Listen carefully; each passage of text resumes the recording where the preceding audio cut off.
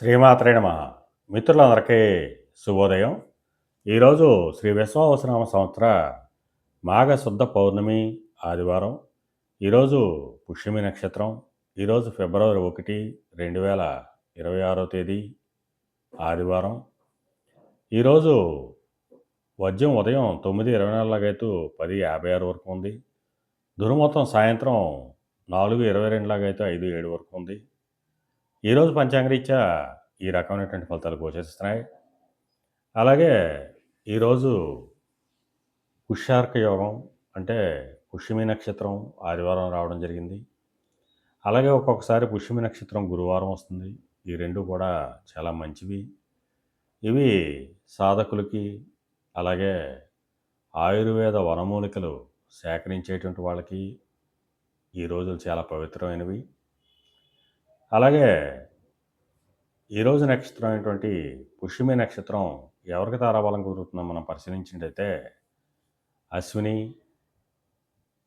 కృత్తిక, మృగశిర, పునరోసు, ఆశ్లేష, మక, ఉత్తర, చిత్త, విశాఖ, జ్యేష్ఠ, మూల, ఉత్తరాషాఢ, ధనిష్ట, పూర్వభద్ర, రేవతి. ఈ నక్షత్రంలో జన్మించినటువంటి మన మిత్రులందరికీ కూడా ఈరోజు నక్షత్రం అయినటువంటి పుష్యం అనుకూలంగా ఉంటుంది. అందువలన ఇప్పుడు చెప్పుకున్నటువంటి నక్షత్ర జాతకులందరికీ ఈరోజు శుభకరంగా ఉండే అవకాశం ఉంది.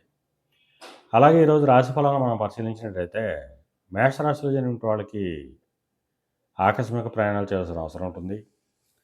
వృషభ రాశిలో జన్మించిన వాళ్ళకి పరాక్రమంతో ఆదాయాలు ఏర్పడతాయి. మిథున రాశిలో జన్మించిన వాళ్ళకి ధనాదాయం వృద్ధి చెందుతుంది. కర్కాటక రాశిలో జన్మించిన వాళ్ళకి ఆరోగ్యం చేకూరుతుంది. సింహరాశిలో జన్మించిన వాళ్ళకి అనారోగ్య సూచన, ధనవ్యయం కలుగుతుంది.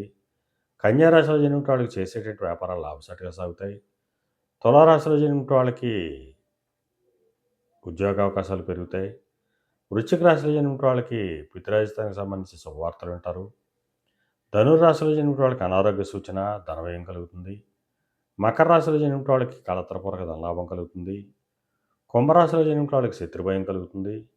మేన రాశిలో జన్మించిన వాళ్ళకి సంతానానికి సంబంధించి శుభవార్తలు ఉంటారు.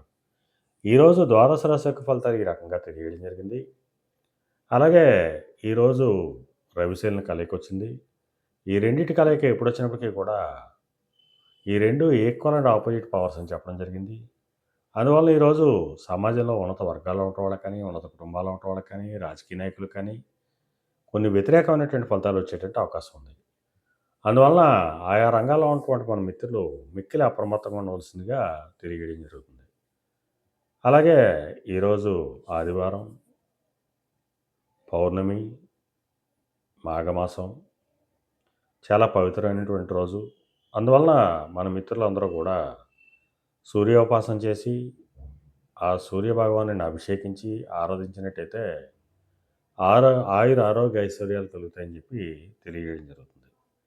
అలాగే మళ్ళా రేపు శుభోదయం కార్యక్రమంలో మరిన్ని విషయాలు తెలుసుకుందాం.